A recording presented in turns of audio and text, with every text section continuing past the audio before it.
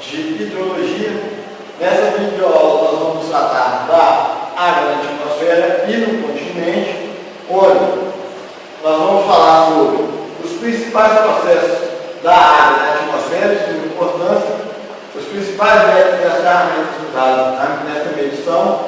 Vamos falar também sobre a evaporação e a infiltração e os principais métodos e ferramentas na medição disso daí. A gente tem, vamos lá, água na atmosfera.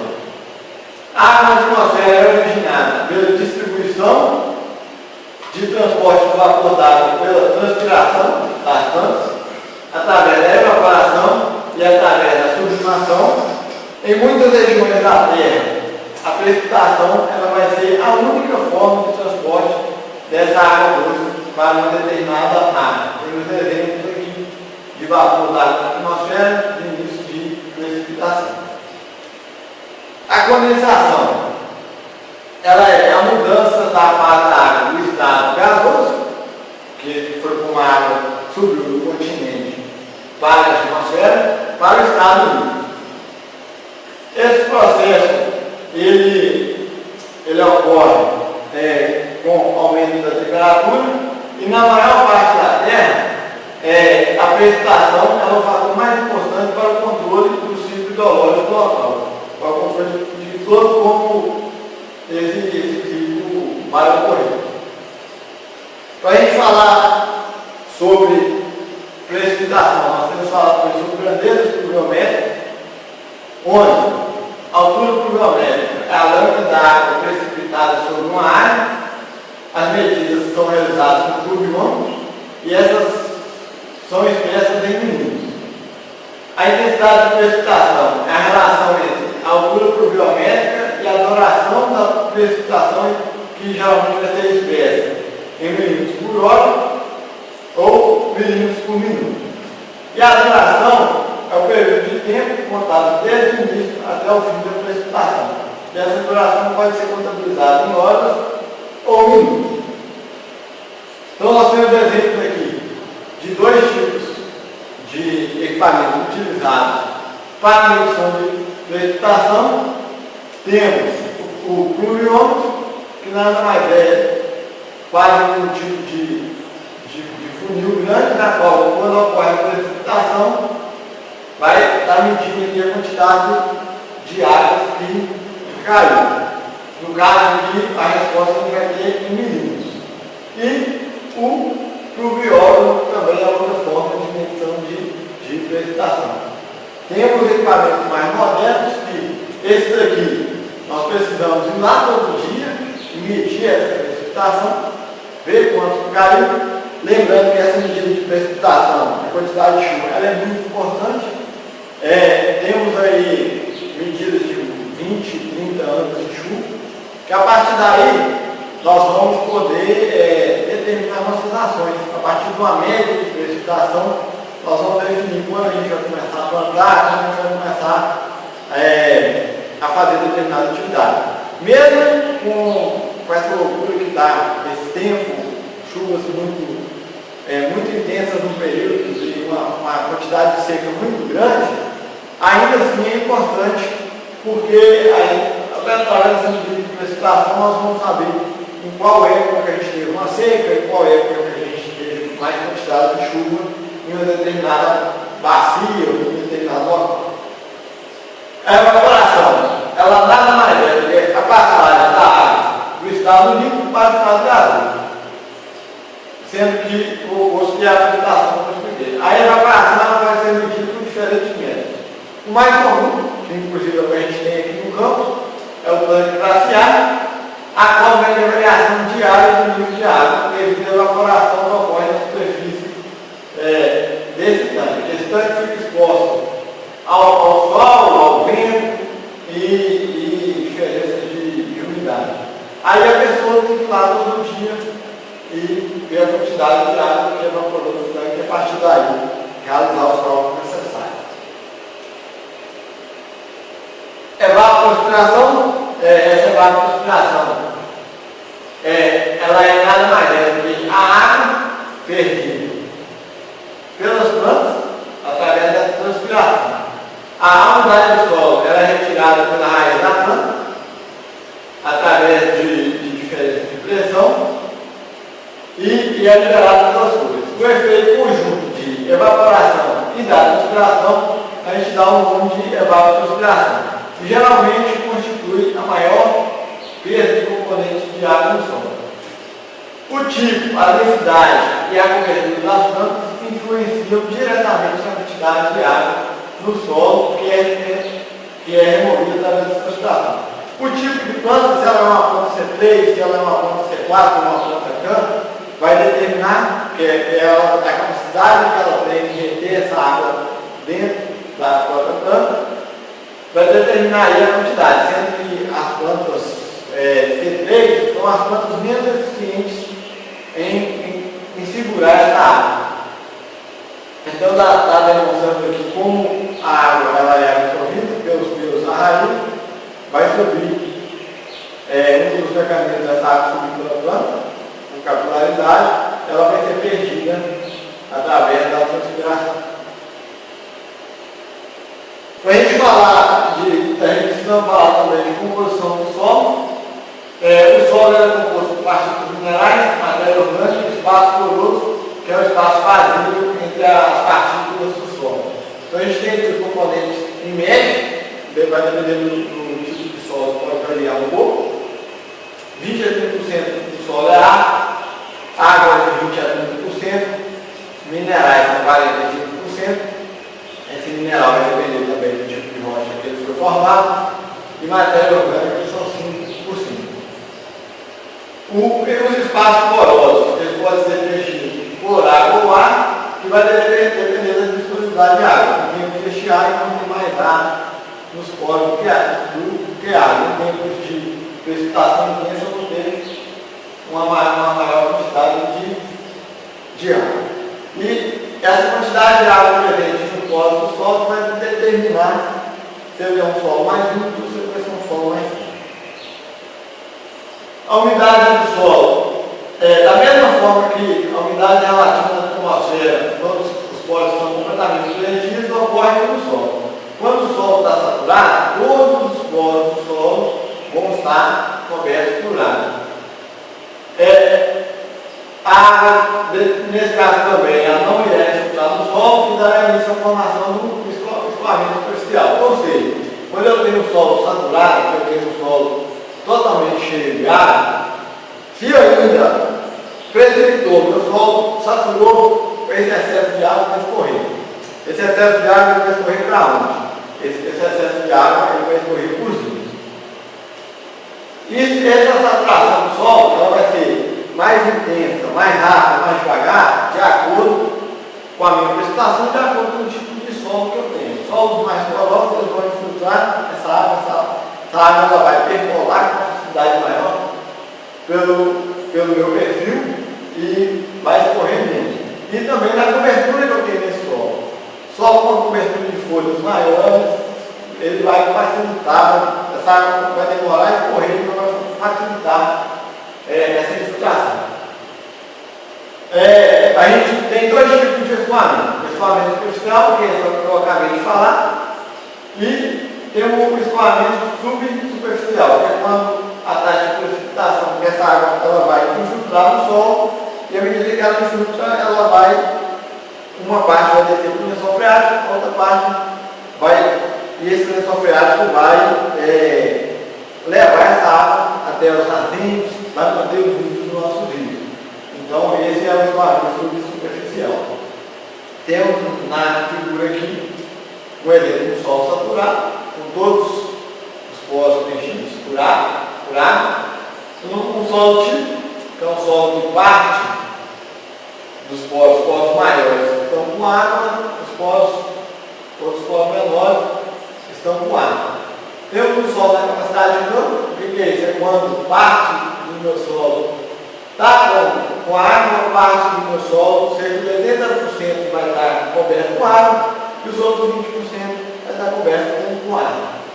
E tem um solo que está no ponto de puxamento, na qual tem muita pouca água no solo, e essa água que está presente nesse solo, ela vai estar absorvida, ou seja, ela vai solo que a planta, a árvore, a floresta não vai conseguir retirar essa água aí da batida. Temos o processo de infiltração, que nada mais é que o escoamento da água superficial pelo perfil do solo.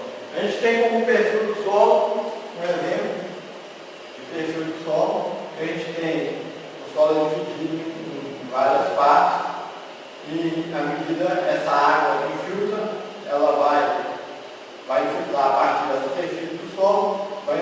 Quanto mais vegetação, quanto mais restos de animais e vegetais que eu tenho aqui, mais, e dependendo da minha quantidade, do meu tipo de solo, se é um solo mais arenoso, se é um solo mais argiloso, eu vou ter uma infiltração maior de água pelo perfil do solo.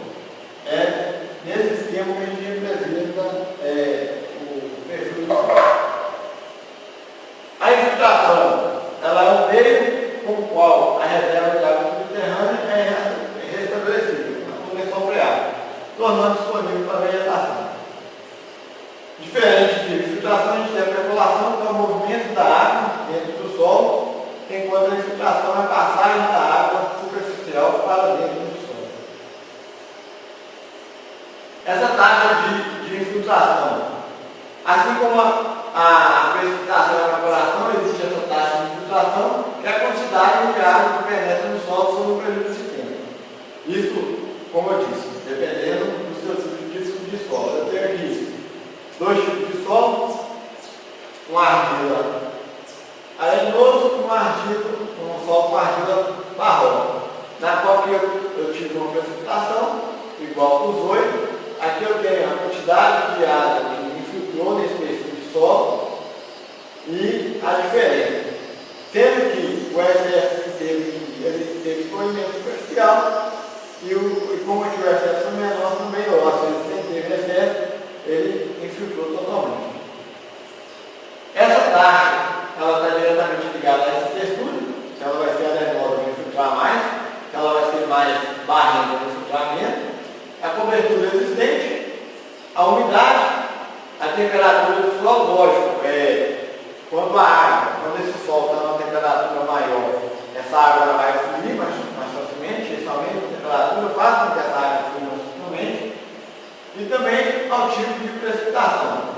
Esse tipo de precipitação, se é uma chuva mais intensa, que ela vai cair toda de uma vez, aí o solo não vai conseguir infiltrar toda aquela água, ou se ela vai ser aquela chuvinha que ocorre todo dia, pouco a gente dá um descanso, aquela chuvinha ela tem uma capacidade de infiltração maior, porque essa água vai estar caindo diretamente sobre o solo. Quando a taxa de precipitação é maior que a taxa de infiltração, vai ocorrer aí que eu tenho chamado de escorrimento superficial. Nós possuímos vários métodos de determinação da quantidade de água que infiltra no solo. Dentre eles, o método mais usado para determinar essa quantidade de infiltração é o infiltrômetro de anel, que é esse primeiro aqui, é o anel de 50 centímetros de metal e um de 25 centímetros, na qual você fixa esses dois anéis no solo, sendo que eles têm que ficar enterrados no solo por cerca de 15 centímetros. Você vai encher os dois anéis de água, aí você vai medir a quantidade de água que vai infiltrar nesse anel em função de um determinado tempo. Com o passar do tempo, geralmente o tempo que a gente usa para medir essa quantidade de água que infiltra é 1 hora, a infiltração no início ela vai ser bem mais rápida, porque o solo vai estar um solo mais seco, e vai chegar uma hora que essa infiltração, depois de 1 hora, essa infiltração vai estabilizar. E aí você vai saber qual é a velocidade de infiltração média desse tipo de solo. Temos também simuladores de chuva, esse tipo de medidor aqui, ou infiltrômetro de aspersão. Como funciona? Eu vou ter aplicado sobre o solo uma determinada quantidade de água, na qual essa água vai infiltrar uma parte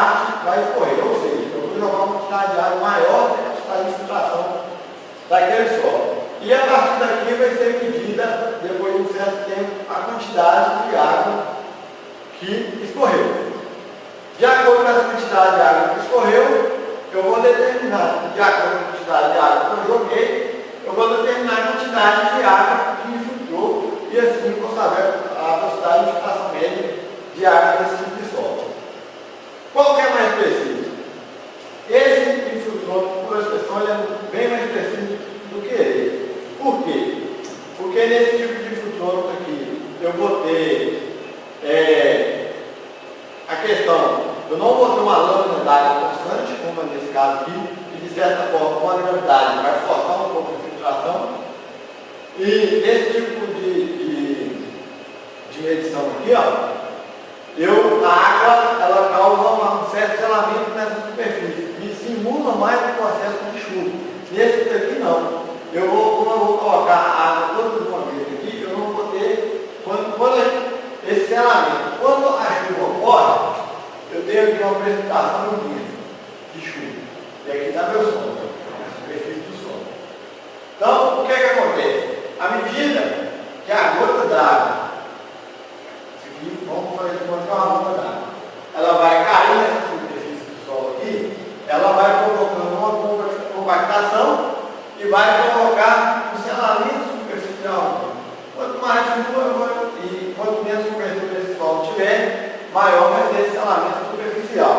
E é o que faz com que essa medição aqui não seja tão eficiente para saber a quantidade de água que vai filtrar no solo quanto o infiltrômetro de expressão, ou o seu filtrador de chuva. Mas por que utilizamos essa daqui? Porque esse tipo aqui é muito mais barato, muito mais acessível. São dois ciclos de metal que podem ser confeccionados, um de 25 centímetros e o outro de 50, e eu posso carregar para qualquer lugar. Em qualquer lugar que eu quiser saber qual a velocidade de infiltração básica, eu vou colocar isso no solo e eu vou estar sabendo na hora ali a velocidade de infiltração média daquele solo.